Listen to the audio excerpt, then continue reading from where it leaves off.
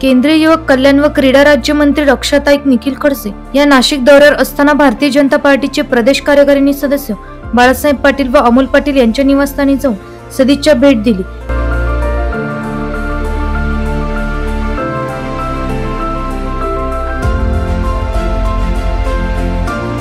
यावेळी पाटील परिवाराकडून रक्षाताई खडसे यांचा सत्कार करण्यात आला।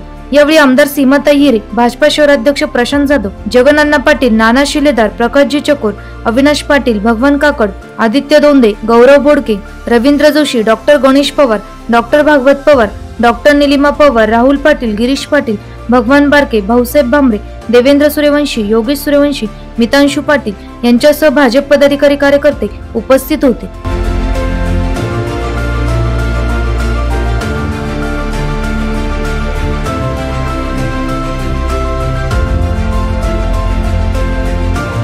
एनसीएन न्यूज साठी प्रतिनिधी सचिन दिवटे, नवीन नाशिक।